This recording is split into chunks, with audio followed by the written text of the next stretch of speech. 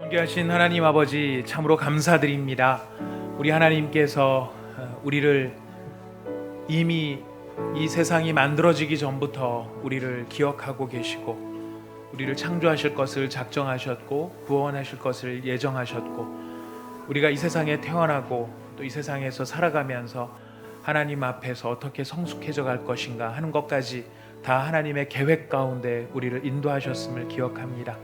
하나님, 우리 한 사람 한 사람 개인의 삶도 그러할진데 이 모든 세상이 창조되고 이 모든 세상이 앞으로 어떻게 될지에 대해서도 주님의 손에 이 모든 계획이 있는 것을 저희들이 믿습니다.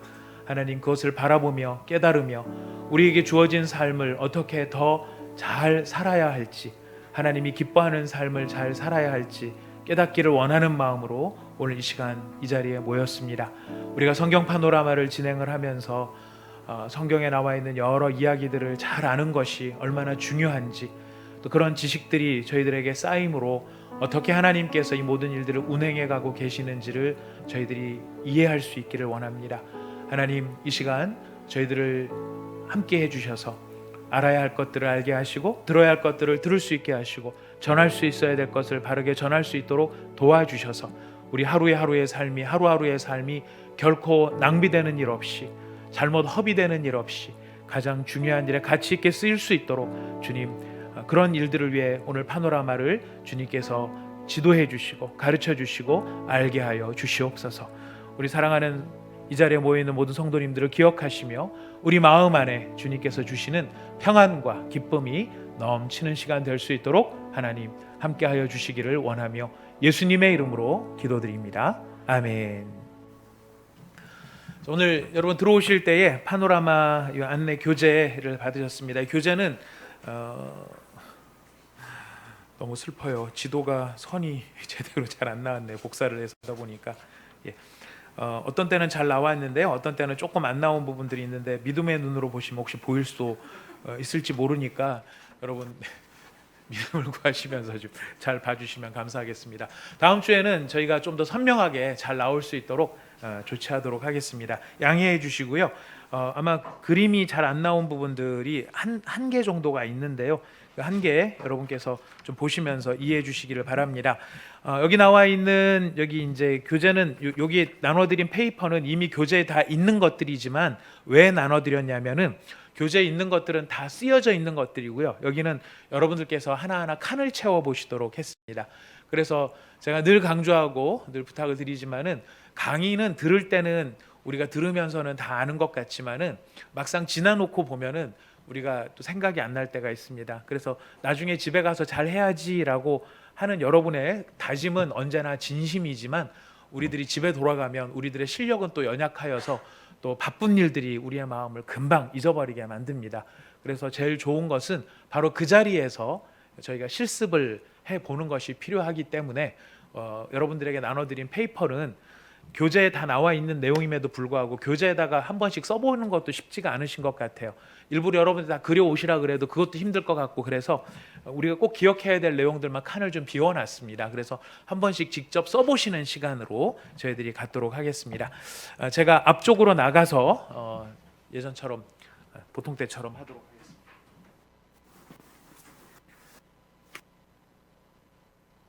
시작을 위해서 주제가 한번 부르고 시작하도록 하겠습니다. 우리 반주 부탁드리겠습니다. 우리 주제가 뭔지 아시죠?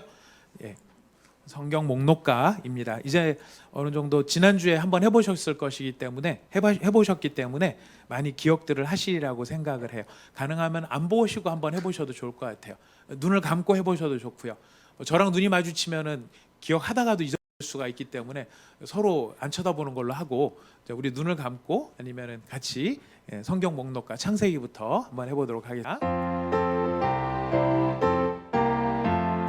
창세기, 출애굽기, 레위기, 민수기, 신명기, 여호수아, 사사기, 룻기, 사무엘 상하, 열왕기 상하, 역대상하, 에스라, 느헤미야, 에스라, 욥기, 시편, 잠언, 전도, 아가, 이사야, 예레미야, 에가, 에스겔, 다니엘,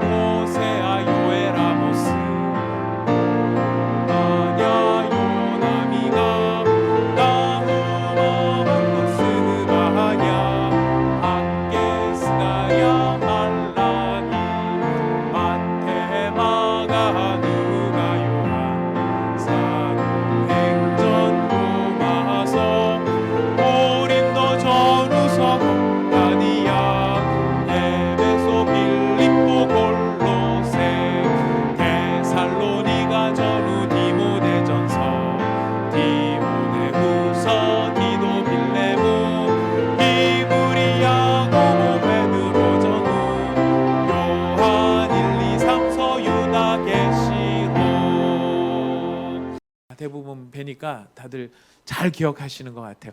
혹 이제 한두 개 헷갈리는 부분이 있어 보이기는 하시지만 그래도 어딥니까? 66개 중에 한두 개 틀리는 건 엄청나게 잘하신 겁니다. 학교 다닐 때 90점 이상 많이들 맞아 보셨나요?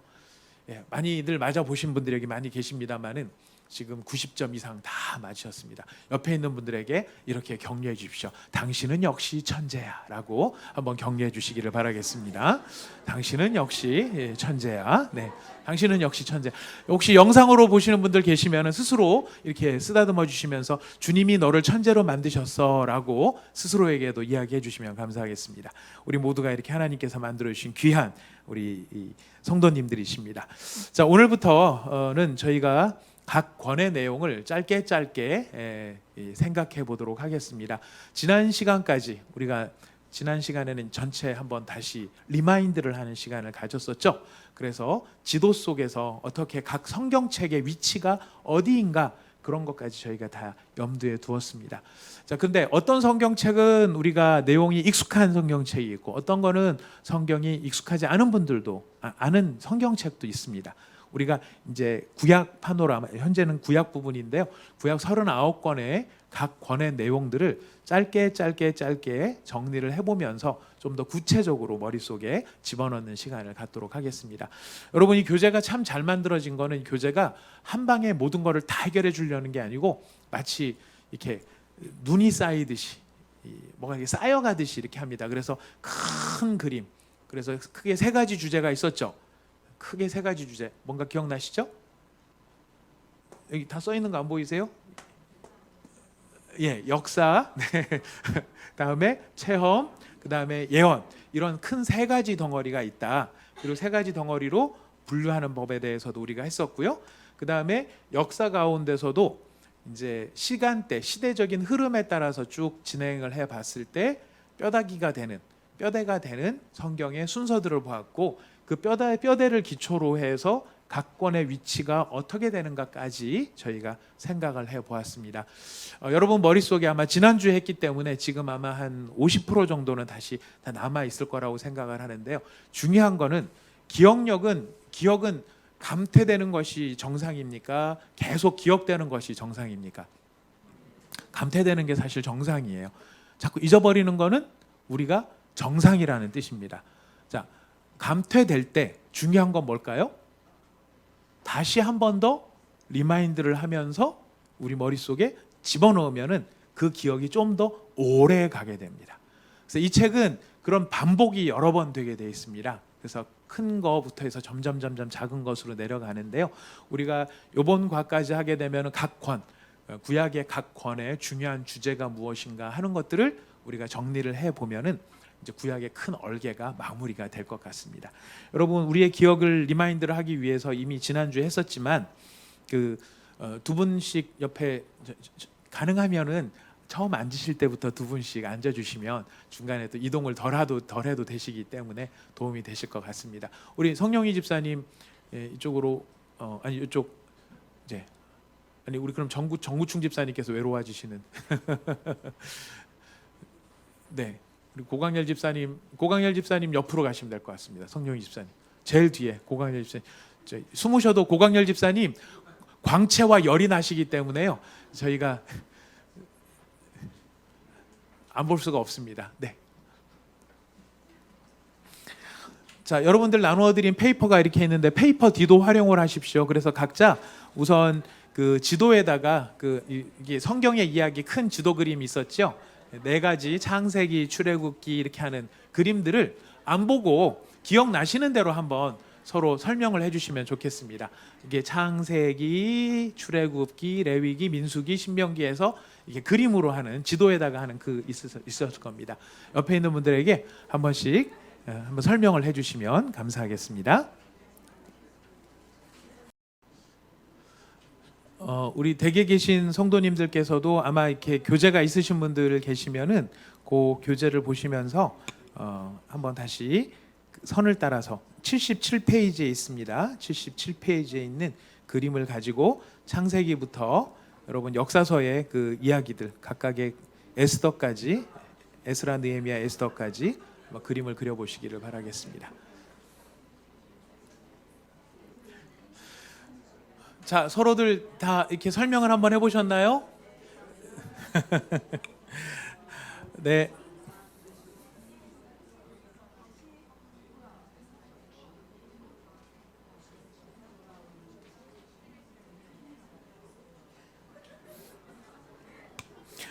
자, 이제 같이 보시면서 지도에다가 우리 성경의 구약 성경 이야기의 흐름을 한번 같이 손으로 짚어가면서 한번 해보도록 하겠습니다. 이제 앞에 여러분들 상상의 그림들을 이렇게 그려 놓으시고요. 하도록 하겠습니다. 창세기, 출애굽기, 창세기가 여기까지죠. 창세기 죄송합니다. 그 다음에 출애굽기, 그 다음에 여기서 레위기, 그 다음에 민수기는 여기로 올라갔다가 여기서 헤매고 여기 빠뜨렸군요. 네. 민수기는 어디서 끝나죠? 예, 요단강 앞에서 끝이 나죠. 예. 그 다음에 신명기 미스가산에서 이제 설명을 하고, 그 다음에 건너서 여호수아는 그냥 여호수아 이게 아니고 내려갔다 올라가죠. 예. 그 다음에 여기다가 땡땡땡땡땡 점 12개 12지파, 사사기, 룻기는 여기 하트, 예. 그 다음에 사무엘상, 사무엘하, 열왕기상, 열왕기하 때 나누어져서 북쪽은 아수르로, 남쪽은 바벨론으로. 네. 그 다음에 끌려갔다 돌아오는 사람들은 요 위에 있는 사람들은 안 돌아오죠. 예, 여기 밑에 있는 사람들만 돌아와서 에스라, 느헤미야 돌아오는 얘기고, 에스더는 어디일까요? 예, 이쪽에 페르시아 쪽. 예. 역사 이야기를 지금 이제 구약 성경의 역사 이야기는 이것으로 여러분 다 관통을 하신 겁니다. 정말 여러분들은 대단하십니다. 네.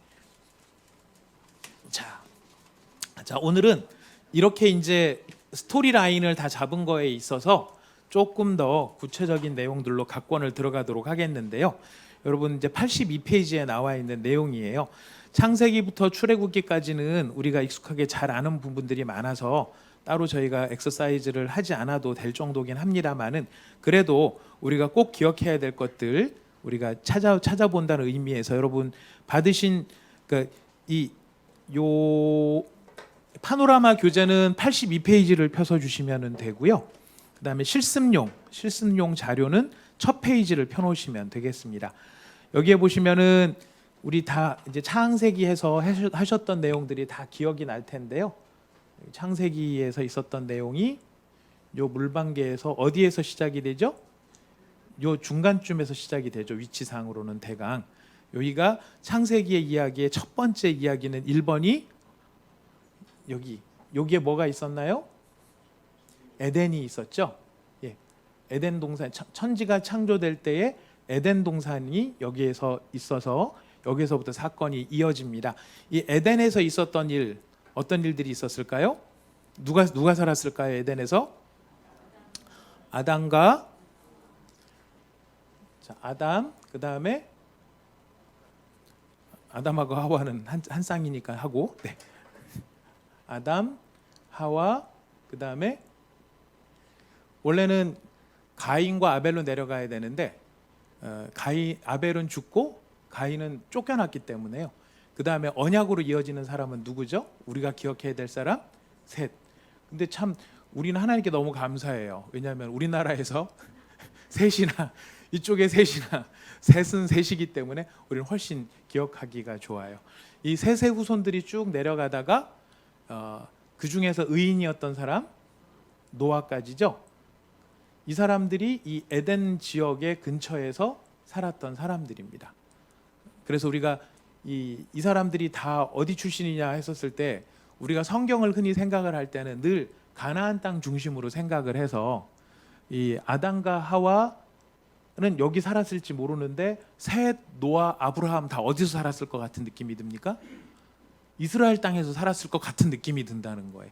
근데 이 사람들은 이스라엘 땅에서 살았던 사람들이 아니고 다 이 지금으로 말하면 이 유프라테스강하고 티그리스강 사이에 있는 그 유역에서 살았던 사람들이라는 것을 우리가 기억해야 됩니다. 자, 에덴 동산과 그 주변에서 살았던 사람들, 기억해야 될 사람 네 사람, 아담, 하와, 셋, 노아. 그래서 여러분들 그 실습 페이퍼에다가 한번 써보셔도 좋겠습니다. 아담, 하와, 셋, 노아. 예. 한번 써보시면 더 기억이 많이 날 것입니다. 오늘 저희가 39권 다 하는 게 아니고 오늘 그 시간이 허락되는 한 대까지 나가는데 아마 신명기까지 저희가 내용을 정리해 보지 않을까 싶습니다. 자, 아담, 하와, 셋, 노아. 자, 그러다가 이 여기에서 무슨 사건이 벌어지느냐면은 노아 홍수 다음에 이 사람들이 뭐를 쌓게 되죠? 바벨탑을 쌓게 되죠. 바벨탑 지금 유적이 어디에 남아 있다고 여러분들 들어보셨습니까? 바벨탑의 유적들이 남아 있는 곳이 있는 지역. 네, 이란, 이라크. 예, 이란, 이라크 지역에 바벨탑이 흔적이 남아 있게 됩니다. 자, 그러니까 지금 결국 이란, 이라크가 있는 지역이 어디냐면은 유프라테스 강하고 티그리스 강, 바로 그 물줄기를 따라서 이란과 이라크가 위치를 하고 있는데요. 여기 바벨탑을 쌓고 모두가 쫓겨났을 때, 흩어졌을 때 하나님이 한 사람을 기억하시죠. 부르시죠. 그 한 사람이 누구였습니까? 아브라함이었습니다. 늘 기억해야 되지만은 바벨탑을 쌓은 이유가 어디에 있습니까? 사람들이 바벨탑을 쌓은 이유. 네, 죄송합니다. 제 앞에서 보면은 다 이렇게만 지금 모이기 때문에 소리가. 이 이유는 딱 하나입니다. 자기 이름을 내려고. 우리 이름을 내자라는 거예요. 흩어짐을 면하고 우리 이름을 내자. 바벨탑을 쌓은 이유는 자기 이름 때문에 그런 것입니다. 그러니까 하나님께서 이 사람들을 다 흩어버리신 거, 뭐 언어가 같고 이런 과정의 이야기고요. 목적은 하나님 없이 자기 이름을 스스로 높이려고 하는 것이 바벨탑의 정신이었어요. 자, 그랬을 때 하나님이 다 흩어버리시고 아브라함을 부르셨어요. 아브라함은 어디서 부르셨죠? 위치 기억나시죠? 우르 지방이에요. 우르가 이쯤에 있었던 것 같아요. 이 우르 지방에서 아브라함을 부르셨어요. 우리가 여기서 이제 2번 우르, 여기다 누굴 쓰면 될까요? 아브라함을 쓰면 됩니다. 아브라함을 부르셨는데 아브라함을 부르실 때 하나님께서 약속하신 것이 있어요. 뭐 자녀를 주겠다는 것과 두 번째는 땅을 주겠다는 것이 있었죠. 근데 자녀와 땅 이전에 하나님이 먼저 한 가지 더 약속하신 게 있으셨어요. 혹시 기억나십니까? 네, 그건 이제 조상이라는 것은 자녀와 관련된 부분이겠죠. 땅도 물론 뭐 가서 이제 누려야 될 게 있는데 하나님께서 아브라함을 부르시면서 하신 중요한 말씀이 뭐냐면은 내 이름을 창대케 하리라. 자, 이 얘기를 왜 하셨을까요? 내 이름을 창대하게 하리라. 뭐가 비교가 되는 거죠? 바벨탑과 비교가 되는. 바벨탑은 결국 뭐가 걸려 있는 부분입니까? 이름이 걸려 있는 거예요. 다 이름이 걸려 있는 거. 여러분 주기도문 할 때 주기도문의 첫 번째가 기도 제목이 하나님을 향한 청원이 무엇입니까? 하나님의 이름이 거룩히 여김을 받으. 거기도 이름부터 나와요. 성경에서 이름은 굉장히 여러 가지 의미를 담고 있고요. 중요한 뜻이 담겨 있는데 그 이름은 나중에 우리가 또 생각을 하기라고. 어쨌든 지금 비교가 되는 건 뭐냐면 하나님이 이 바벨탑의 사건으로 사람들을 다 흩어버리시는 심판을 하셨을 때 그 심판 가운데 선택하신 한 사람이 누구라는 겁니까? 아브라함이라는 거. 이건 노아와 비견이 돼요. 모든 사람이 다 물로 죽었을 때 한 사람이 물에 죽지 않는 한 사람을 택하시죠. 그 사람이 노아였어요. 모든 사람이 흩어지는 심판을 당했을 때 그 흩어지지 않고 하나님이 인도하시는 한 사람이 있는데 아브라함이었어요. 근데 이 아브라함과 이 상황, 이 바벨탑의 상황을 놓고 보면 결국 무슨 싸움이냐면 이름을 내는 싸움이에요. 근데 바벨탑은 누가 이름을 내려는 겁니까? 자기가 이름을 내려는 거예요. 자기가 자기 이름을 높이려고 하는 것이 바벨탑이고요. 성도들은 누가 그 이름을 높여주는 사람들이 성도입니까? 하나님께서. 하나님께서 우리를 부르셔서 우리에게 주시는 가장 중요한 약속은 바로 너의 이름을 내가 창대하게 하겠다. 그리고 그 이름이라는 주제는 나중에 구약시대의 선지서 쪽으로도 막 넘어가면서 내가 너의 이름을 알고 너의 이름을 기억하고 내가 너의 이름을 축복하리라, 이런 약속의 말씀들이 쭉 이어졌을 때 이름이라는 것이 얼마나 중요한 역할을 하는지 몰라요. 자, 그래서 우리는 우리의 이름을 소중히 여기는 사람이 되어야 되는데, 우리는 어떤 이름을 가진 사람들이죠? 뭐 김은수, 뭐 이렇게 뭐 이수진, 네. 정이라고 할까봐 또 긴장을 하셨을까봐. 이수진 집사님, 각자 이름들이 있지만 그런 이름들보다 우리는 더 중요한 이름을 갖게 됐어요. 성도라는 이름도 갖게 됐죠. 성도는 세인트죠. 예, 거룩한 무리들이라는 뜻입니다. 근데 요 앞에 이 성도라는 이름을 붙일 때 누구로 말미암는 성도죠? 예수 그리스도. 그러니까 우리는 어떤 이름으로 불리워지는 사람이냐면은 예수님의 이름으로 불리워지는 사람들이라는 거예요. 그래서 어디를 가나 우리는 무슨 쟁이라고 꼬리표가 따라다닙니까? 예수쟁이에요. 예수쟁이. 남들은 경멸하는 말로 불릴지 모르지만 우리는 우리 개인 이름, 여러분 제가 잘못해서 욕을 먹으면 사람들이 김은수가 잘못했어라고 욕을 합니까? 예수쟁이들은 왜 저래? 라고 욕을 합니까? 그렇죠. 그런 경우가 많아요. 예수쟁이들이 왜 저래? 라고 욕을 해요. 우리는 우리 이름으로도 불리워지지만은 하나님께서 우리한테 주신 새 이름이 있어요. 늘 기억하셔야 됩니다. 나의 새 이름은 무엇이다? 크리스찬, 예수쟁이, 예수의 사람. 이것이 우리가 가진 이름이에요. 이게 왜 굉장히 중요하냐면은 하나님께서 예수님을 높이시죠. 예수의 이름에 권세를 주시고 그 이름을 온 우주 만물 위에 최고의 이름으로 높여주셨어요. 그러면 예수님의 이름이 높아졌다는 것은 그냥 예수라고 하는 한 개별적 존재의 이름이 높아진 게 아니라 그 이름으로 불리워진 우리 모두가 그 이름 안에서 함께 높여지는 존재라는 거예요.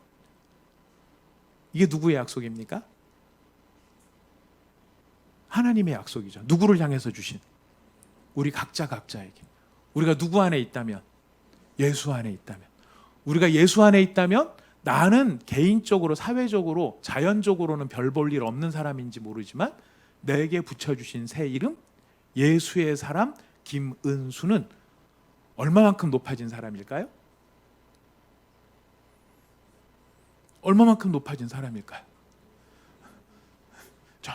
저만큼 얼마만큼 높아진 사람일까요? 예수님만큼 높아지는 이름이 바로 우리가 가진 이름이라는 것이. 그래서 우리가 예수님 이름으로 불린다는 것이 얼마나 영광스러운 일인지 모르죠. 자, 근데 그 이름이라고 하는 것이 계속 강조가 되는 게 어떤 사건으로부터 연결되는지 여러분 보셔야 됩니다. 자, 다 기억합시다. 바벨탑의 이 사람들의 욕망은 뭐였어요? 자기 이름을 내자. 그러나 하나님께서 아브라함을 부르셨을 때는 네 이름을 누가 창대케? 하나님이 창대케. 자, 우리 이름은 누구에 의해서 높아지는 사람들이 돼야 될까요? 예수님에 의해서, 하나님에 의해서 높아지는 사람.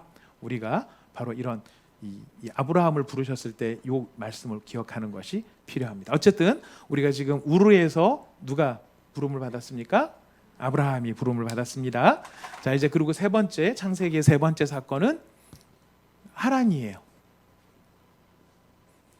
이 하란 땅에 누구 이름을 집어넣으면 좋을까요?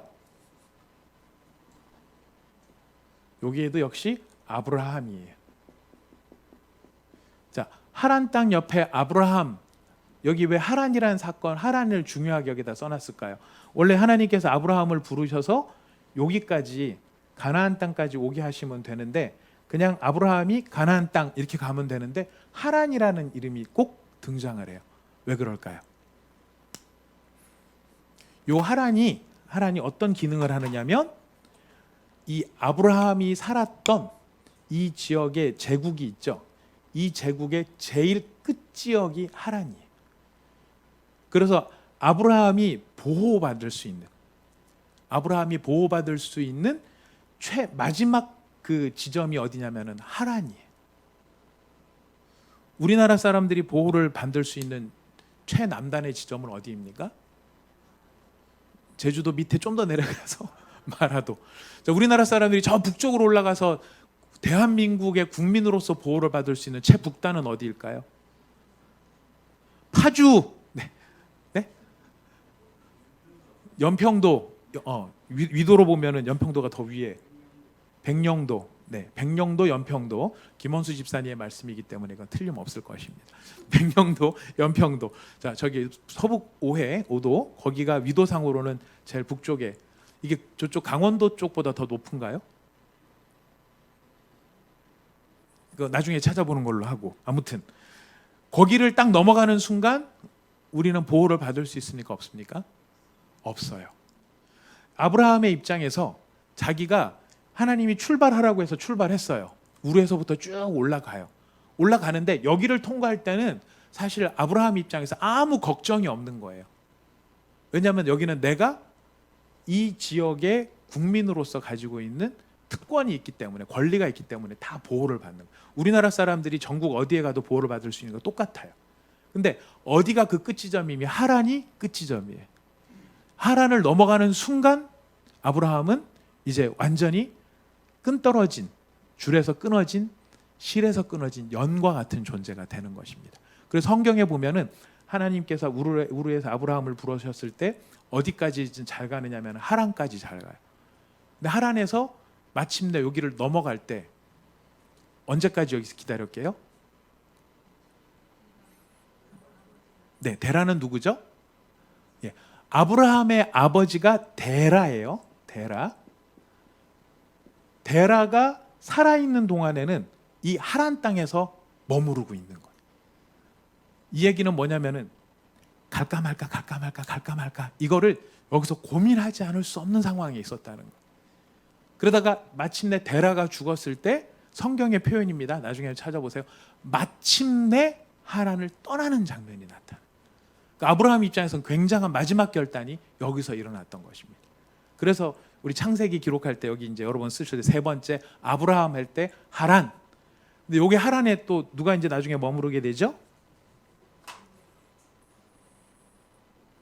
예, 그 야곱이 머무르는 이유는 거기에 누가 있었기 때문입니까? 아브라함의 라헬과 레아가 있었는데 라헬과 레아는 누구의 자식입니까?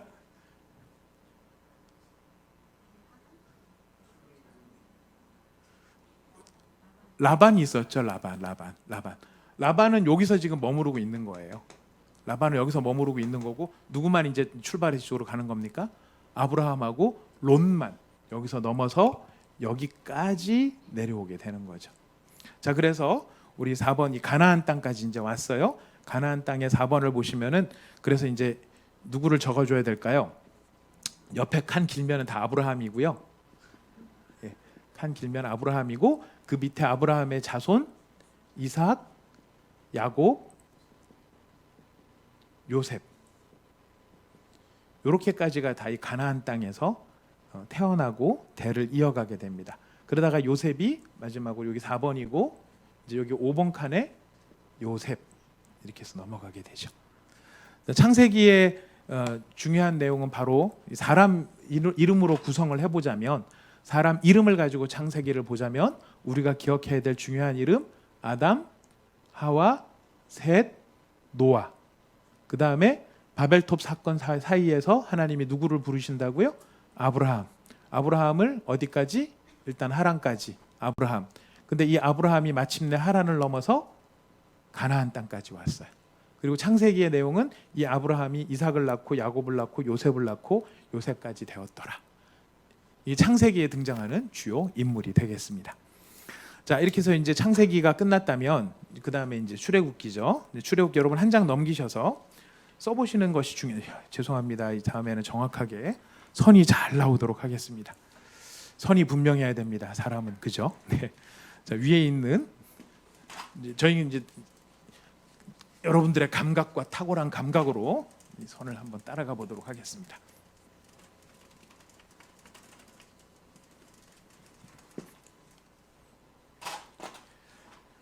자, 지도상으로 보면 이제 출애굽기에 대한 지도예요. 출애굽기에서 기억해야 될 건 창세기에서 기억될 것은 사람의 이름이었다면은 출애굽기에서 기억해야 될 것은 사건들입니다.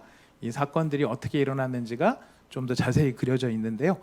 지금 저희가 실습용 교재가 조금 선이 분명하지 않아서 그걸 조금 확대해서 그려놓도록 하겠습니다.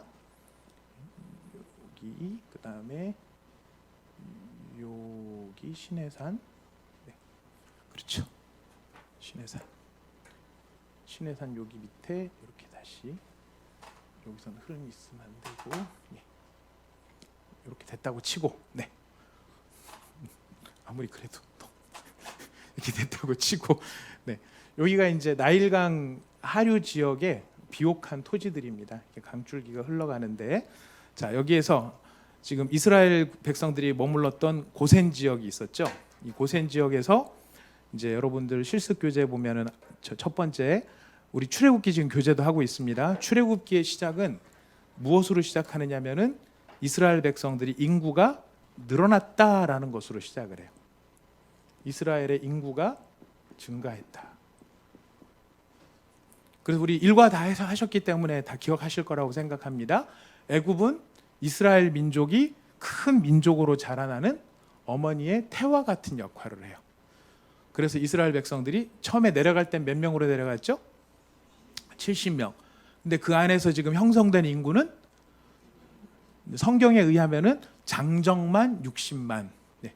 이게 우리가 정확히 아는 숫자는 그거예요. 장정만 60만이에요. 나머지는 추정이에요. 많을 수도 있고 적을 수도 있어요. 자, 여기에서 인구가 증가해서 핍박을 받았을 때 하나님께서 이스라엘을 끄집어내기 위해서 하신 일이 있죠. 10가지 재앙. 출애굽기를 이해를 할 때 제일 중요한 게 뭐냐면은 이게 그냥 재앙으로 끝나는 게 아니고 항상 이게 뭐랑 연결이 되느냐면은 이집트의 신과 연결이 돼요. 이집트 신들이 아무것도 아니라는 것을 보여주는 것이 10가지 재앙과 관련되어 있어요. 그래서 그 재앙들 하나하나마다 이집트 사람들이 숭배하고 있던 신들이 하나하나 부서지는, 그래서 그것들이 아무것도 아니라는 것을 보여주게 되죠. 자, 10가지 재앙 다음에 제일 중요한 사건이 뭐냐면은 유월절이에요. 유월절에 대해서는 아마 많이 들으셨을 텐데요. 유월이라는 말이 무슨 뜻입니까? 뛰어넘었다. 영어로 하면 패스오버예요. 뭘 보고 뛰어넘죠? 피를 보고. 누구의 피인가요? 어린 양의 피예요. 자, 그러면 질문 드리겠습니다. 이스라엘 백성들 가운데 광고를 못 들어서, 다 모여야 되는데 못 들어서 그 유월절 어린 양의 피를 발라라 그랬는데 그 피를 못 바른 이스라엘 백성이 있었어요. 근데 10가지 재앙을 통해서 하나님이 진짜 이스라엘 민족의 하나님이 진짜 하나님인 게 보네. 그러면서 귀동냥으로 얻어들은 애굽 사람이 양을 잡아서 문설주에다가 발랐어요. 누가 살았을까요? 그렇죠. 민족에 상관없이 그 이야기를 듣고 그대로 한 사람은 살은 거예요. 자, 그 다음에 이스라엘 사람도 성격이 있는 사람들이 여러 있겠죠. 그 중에서 아주 성격이 포악해서 누가 보더라도 저거는 인간 말종이야라고 하는 이스라엘 사람이 하나 있어요. 그 사람이 하나님 피 바르라고 그래서 피를 발랐어요. 근데 저쪽 애굽에 있는 사람은 너무너무 고상하고 다른 사람한테 해끼치는 일이었고 어려운 사람 구제해주고 모든 형편에서 선을 행하는 애굽 사람이 있었어요. 누가 살았을까요? 피 바른 사람. 결국은 피 바른 사람이에요. 이스라엘이 됐든 애굽이 됐든 이게 중요한 게 아니고, 이 사람이 막 인간 말종이든 안 그러면은 굉장히 선한 사람이든 이게 중요한 게 아니라 핵심은 어디에 있어요? 피를 발랐다는 데 있는 거예요. 그래서 우리한테 피가 발라져 있느냐 안 발라져 있느냐 이게 중요한 것이지, 우리가 얼마나 도덕적으로 훌륭한가라고 하는 것으로서 이스라엘 백성들이 구원받은 것은 아니. 이거 물론 도덕적으로 안 살아다 된다는 게 아니에요.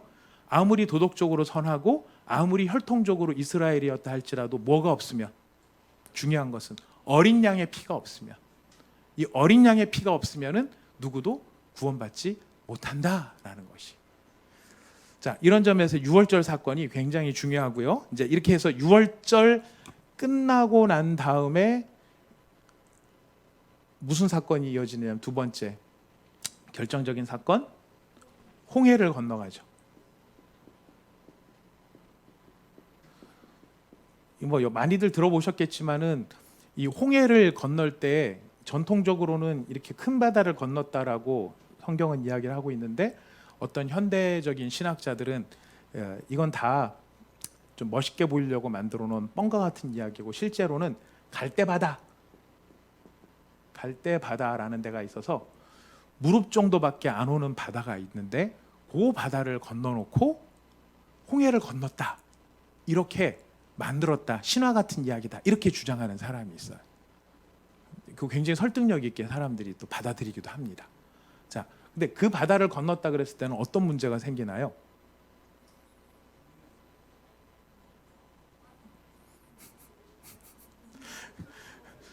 둘 다 문제가 생겨요. 여기 깊은 데로 건넜다 그러면은 바다가 갈라져야 된다는 문제가 생기지만, 얕은 바다를 바다로 건너놓고 멋있게 했다라고 하면 무슨 문제가 생기냐면, 이 얕은 바다에 이집트의 모든 훌륭한 군대를 다 물에 빠져 죽어요. 스스로 물에 빠져 죽어야 되는 문제가 생기는 거예요.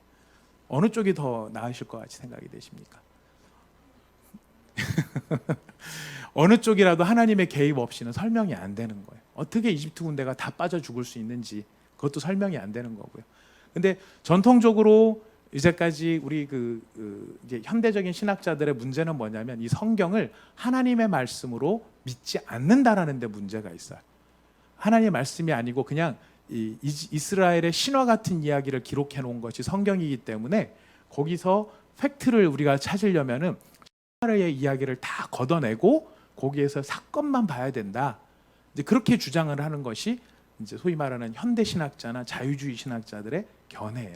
그러나 성경은 우리한테 분명히 얘기를 하는데, 물의 벽이 생길 만큼 그 엄청난 바다를 하나님이 가르셨다라는 것을 기억하고 있고요, 말씀하고 있고, 이 사건이 얼마나 이스라엘 민족들한테는 머릿속에 박히는 사건이었는지 나중에 여러분 지난번에 에스겔서 할 때도 아마 기억나실 거예요. 에스겔서 예언을 통해서도 이스라엘 백성들이 다시 돌아오는 것을, 바벨론에서 돌아오는 것을 어디에 빗댑니까? 이집트에서 빠져나오는 사건하고 비교를 하고 있어요. 그만큼 이 홍해를 건넌다는 것은 굉장히 중요한 의미를 가지고 있습니다. 자, 아무튼 홍해가 갈라졌어요, 하나님의 능력에 의해서. 자, 그런 다음에 세 번째로 이 이스라엘 백성들이 경험하는 게 뭐냐면은, 만나 메추라기 물에서, 반석에서 물이 나는 것. 이게 다 어디까지 오는 여정에서 경험을 했게요? 시내산. 이걸 제 새삼 말씀 이유는 뭐냐면, 우리 느낌은 만나와 메추라기 반석에서 물 나는 것이 시내산까지 다 와서, 그 다음에 민수기 우리 저기서 헤맸다 그랬잖아요, 가데스 바네아 때문에. 그 헤맬 때 일어났던 사건처럼 뒤늦은 사건으로 생각하는 경우들이 있어요. 근데 그렇지 않고, 만나를 내리시고 메추라기를 내리시고 반석에서 물이 나는 사건은 애시당초 어디서부터 시작된 일이다? 홍해를 건너자마자 시내산까지 가는 여정 중에 이미 일어난 일이었어요. 근데 그렇게 이 만나와 메추라기와 반석에서 물, 이 결국 뭡니까? 생존을 위해서 필요한 조건들이죠. 필수 조건들이죠. 생존의 필수 조건을 하나님께서 이미 보장하셨다라는 거예요. 먹는 것도 좀, 단백질도, 그 다음에 물도 이미 다 미리 공급을 하세요. 미리 공급하시고 그 다음에 어디를 인도를 하시냐면은 시내산으로 인도하세요. 그리고 시내산에서 이제 마침내 무엇을 하게 되죠? 율법을 주시고, 율법 가운데 이제 대표적인 게 십계명이죠. 율법을 주시고 성막을 만들고요. 성막 다음에 성막에서 섬길 수 있는 제사장 제도를 주세요.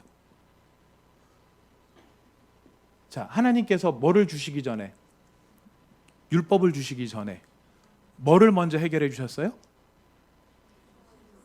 예, 만나 메추라기 물을 먼저 주신 거예요. 그러니까 하나님께서 하나님의 말씀을 지키라라고 말을 했을 때는, 아무것도 안 주고 말씀을 지키면은 너희들한테 이걸 주겠다. 이게 아니고 우리가 하나님의 말씀을 다 지킬 수 있는 여건을 먹을 것도 주시고 필요하면 도 주시는 분이시다라는 걸 보여주시고 그 다음에 뭐를 지키라고 하십니까? 말씀을 지키라고 이야기를 하고 있어요. 우리는 이것이 말씀을 지킨 대가로서 하나님이 주시는 선물이라고 생각할지 모르지만 하나님이 하나님의 백성들을 대하는 것은 조건을 만들어 주시고 충분히 무엇 할 수 있도록 말씀을 지킬 수 있도록 여건을 준비하시는 분이세요. 그래서 이 사건을 일컬어서 출애굽기를 여러분 자세히 보시면은 하나님이 뭐라고 말씀하시면 내가 그들을 시험하리라라고 이야기를 하세요. 시험하리라.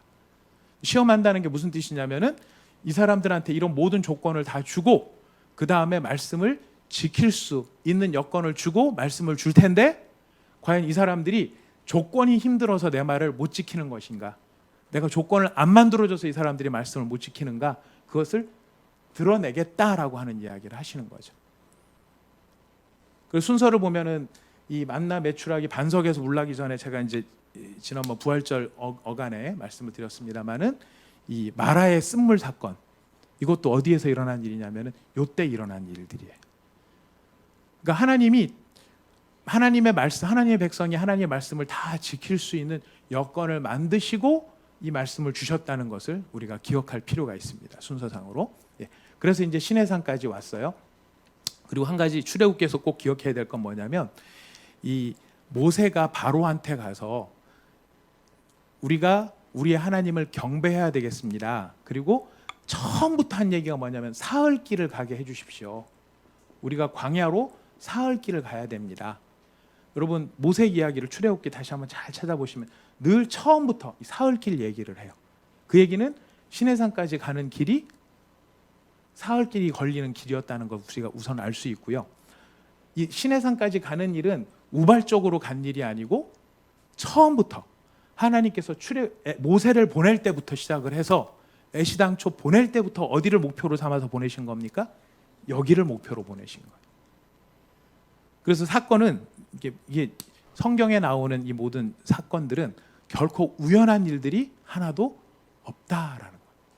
그리고 하나님은 계획을 하시고 지금 다 부르셨고 이 모세를 통해서 이 사람들을 부르실 때도 결국 무엇을 주시기 위해서? 결국 여기에 가는 거죠. 율법. 근데 율법이라는 것이 그냥 법령의 문제가 아니라 이 율법을 지켜야 될 조건이 뭐냐면은 언약이에요. 약속이에요. 약속. 계약이에요. 계약과 약속인데 이 계약과 약속은 뭐를 한정 짓는 거냐면은 관계를 만드는 거예요. 관계. 여러분 그 결혼식을 하면서 결혼식 왜 하는지 누차 말씀을 드립니다만 결혼식을 하는 이유는 서약 때문에 결혼식을 해요. 서약 때문에 결혼식을 하는데 서약을 통해서 궁극적으로 만들어지는 게 뭐죠? 관계예요. 부부라고 하는 관계가 약속 때문에 생기는 거예요. 그러니까 하나님이 시내산을 목표로 해서 이스라엘 백성들을 모세를 처음부터 보낼 때부터 무엇을 염두에 뒀느냐면은 이 백성을 그냥 불쌍하니까 고생스러우니까 저 억압에서 지금 힘드니까 이 억압받는 사람을 구출한다 이 차원이 아니고 하나님이 여기서 불러낸 이유는 뭘 맺기 위해서? 관계를 맺기 위해서요. 그 관계를 결정짓는 게 약속이에요. 이 약속이 담겨 있는 말씀이 율법이에요. 그래서 이스라엘 백성이 율법 준수 이걸 계속 강조하는 이유는 법을 지킨다가 아니라 무엇을 지켜야 되는 거예요? 관계를 지켜야 되는 거예요. 그래서 성경에서 제일 키가 되는 말씀은 관계라고 하는 것을 우리가 염두에 둘 필요가 있습니다. 그래서 출애굽기는 하나님께서 한번 관계를 맺겠다. 하나님과 하나님의 백성이라는 관계를 맺겠다라고 결심을 하셨을 때 뭣도 막을 수가 없어요? 바로의 강력한 군대도 하나님의 계획을 막을 수가 없는. 그래서 우리도 하나님께서 우리를 어떤 관계를 맺으셨습니까? 여러분과 하나님 어떤 관계세요? 하나님 아버지, 우리는 그의 자녀. 이렇게 한번 관계를 맺겠다라고 하셨을 때 어떤 것도 그 하나님의 각오와 하나님의 계획을 방해할 게 없다라는 거예요.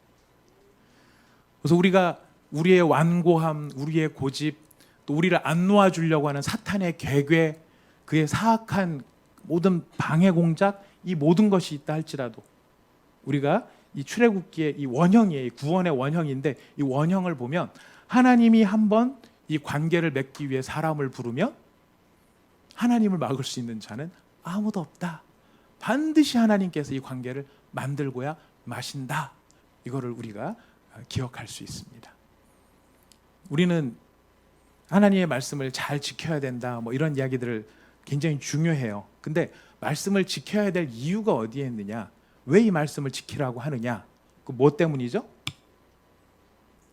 언제나 전제가 되는 것은 그런 관계가 되어 있기 때문이에요. 남자분들이 밖에 나가서 열심히 일을 다 해서 돈 다 벌면 그 돈, 남자들이 그 돈 가운데 몇 프로나 쓰십니까?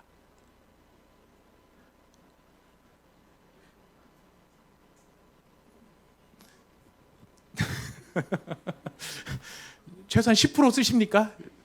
다 버신 돈 연봉 가운데 한 10%쯤 쓰십니까? 12달 일해서 열심히 일하시면 12달 중에 한 달 거는 내게 됩니까?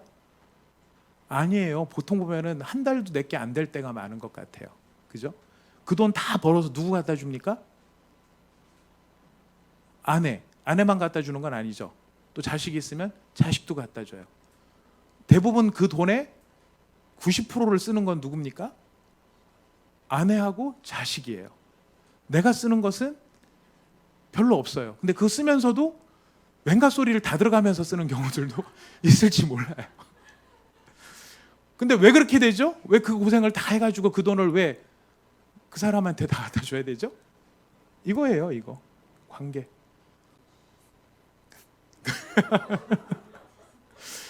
그거 하기 싫고 이 돈 벌어서 내가 내 마음대로 다 쓰고 싶으면은 어떻게 해야 됩니까?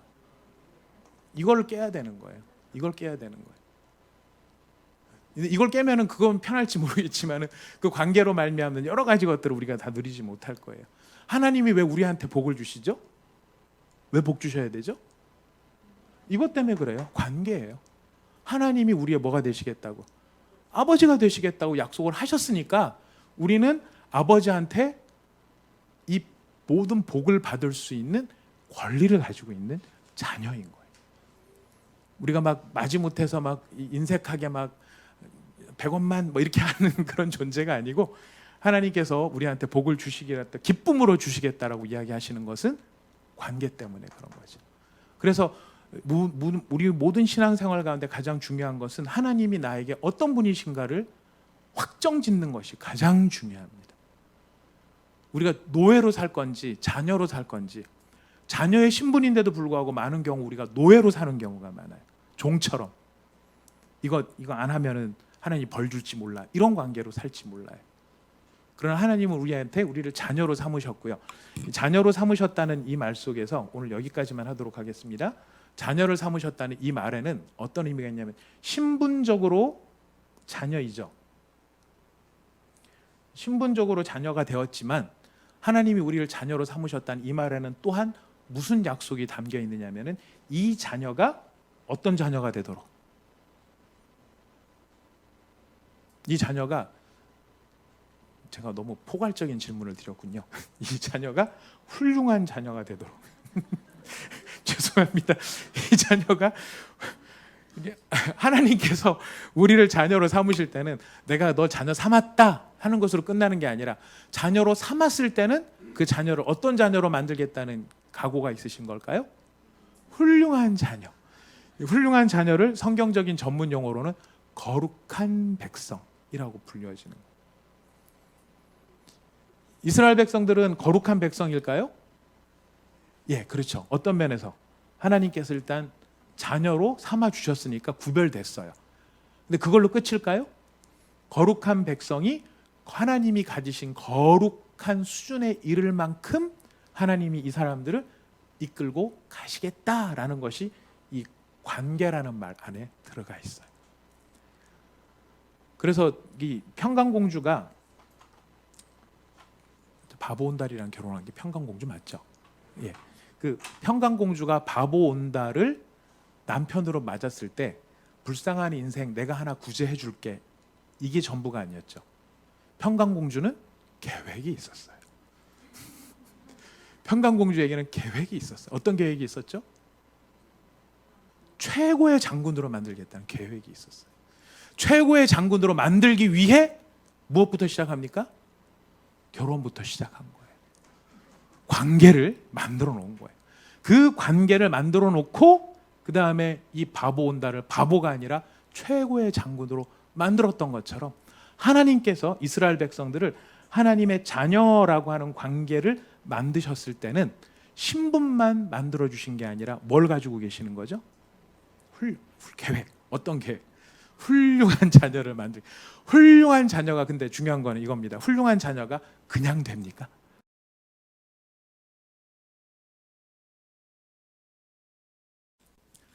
두들겨 맞아야 되죠, 그죠?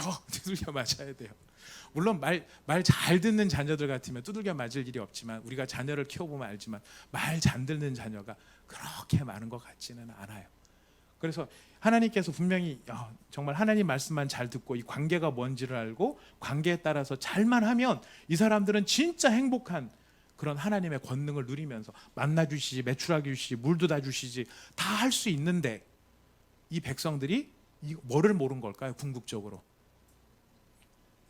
이스라엘 백성들이 말을 안 들은 거는 뭐를 몰랐기 때문이냐면 관계를 몰랐던 거예요. 하나님의 자녀들인데 계속 뭐처럼 살아요? 애굽의 노예처럼 사는 거예요. 그래서 계속 얻어터지고 맞고 하는 일들이 벌어졌던 것입니다. 자, 우리가 기억해야 됩니다. 출애굽기의 이 네 가지 사건, 이제 출애굽기의 모든 의미를 우리가 하나하나 이제 관통을 하는, 출애굽기의 모든 사건을 이해하는데 관통되는 핵심 단어가 한 가지 있는데 그 키워드가 뭐라고요? 관계예요. 관계. 네, 관계. 자, 이거를 우리가 이제 이해한다면은 하나님이 왜 이렇게 하시는지, 인구도 증가시키고 10가지 재앙을 내려서 애굽을 다 깨부시고 어린 양의 피를 바르게 하심으로 기어이 하나님께서 이스라엘 백성들을 끄집어내시고 홍해를 건너와서 만나 매출하기 물까지 다 주시고, 뭘 위해서? 시내산에서 하나님이, 그러니까 우리 편한 대로 이해하자면 그런 거예요. 편한 대로 이해하자면 시내산에서 이스라엘과 결혼하기 위해서인 거예요. 이게 호세아서적인 해석이거든요. 이스라엘 백성을 나의 신부로 맞이하기 위해서 신랑 대신 하나님께서 이스라엘을 시내산까지 데려오신 거죠. 결국 이것도 뭐랑 연결이 되는 겁니까? 관계랑 연결이 되는 거예요. 자, 그렇다면 우리가 이 말씀을 통해서 기억해야 될 것은, 자, 하나님이 우리를 왜 부르셨을까요? 이 세상에서 잘 먹고 잘 사는 것도 굉장히 중요해요. 예, 호의호식하는 것도 중요해요. 그것 때문에 부르셨습니까? 아니에요. 관계. 자, 우리는 하나님께서 어떤 관계로 부르셨습니까? 하나님을 아버지라고 부를 수 있고, 예수님은 우리의 뭐가 되세요? 신랑. 우리는 신부. 교회가 그렇죠.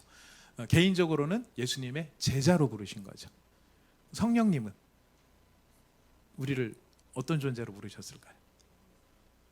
우리를 성령의 집으로 부르셨죠. 우리 안에 거하시기 위해서. 삼위일체 하나님께서요, 우리 한 개인을 놓고 삼위일체 하나님께서 각각의 관계 안에서 각각의 영역 안에서 우리랑 관계를 맺으시죠.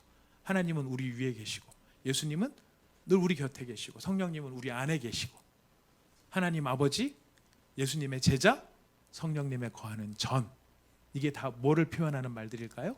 관계를 표현하는. 그래서 우리가 세상 누구를 만나도 우리는 주눅들지 않고 당당할 수 있습니다. 왜냐하면 우리한테는 이런 너무너무 훌륭한 관계를 가지신 아버지가 계시기 때문에 그렇습니다. 자, 그 아버지께서 이스라엘 백성하고 똑같아요. 우리를 하나님의 자녀로 삼았을 때는 자녀라는 신분만 주신 게 아니라 뭘 바라보고 계실까요? 우리가 어떤 사람이 되기를 바라실까요? 훌륭한 자녀. 네. 여러분은 훌륭한 자녀 같습니까? 훌륭한 자녀 안 같습니까? 네. 나는, 옆에 있는 분은 훌륭한 자녀 같아요? 안 훌륭한 자녀 같아요? 훌륭한 자녀 같아요. 네. 여러분 정말 훌륭하신 것 같습니다. 나는 안 훌륭한 자녀 같은데 옆에 있는 분 훌륭한 자녀로 보시는, 자존심이 세신 겁니다. 자, 우리 옆에 있는 분들에게 손을 꼭 잡아주시면서 당신은 하나님의 훌륭한 자녀입니다. 인사하겠습니다. 당신은 하나님의 훌륭한 자녀이십니다. 훌륭한 자녀이십니다. 훌륭한 자녀이십니다. 훌륭한 자녀입니다. 우리 기쁨으로 찬양 223장입니다. 하나님이 우리를 불러주신 것, 여러분 내 이야기는 잘 안 보일 수 있는데요, 출애굽기를 보면은 하나님이 우리를 어떻게 대하시고 우리한테 어떤 목적을 가지고 계시는지 잘 보여요. 내 인생에 왜 이런 환난과 고난이 있었고 그 고난이 결과적으로는 우리를 어떻게 합니까? 예수 믿는 자리로 끌고 온 거예요. 그 고난이 없었다면 우리가 예수님한테 항복하지 않았을 거예요. 근데 그 고난의 과정이 뭐랑 비견이 되느냐면 출애굽과 비견이 되는 거죠. 그 하나님이 그렇게 출애굽시켜서 뭘 위해서 부르셨나? 관계를 위해서. 우리가 이런 관계를 잘 생각한다면 우리 아버지께, 예수님께, 성령님께 이렇게 고백하지 않을 수 없을 것입니다. 네, 감사하며 기도하며 나갔으면 좋겠습니다.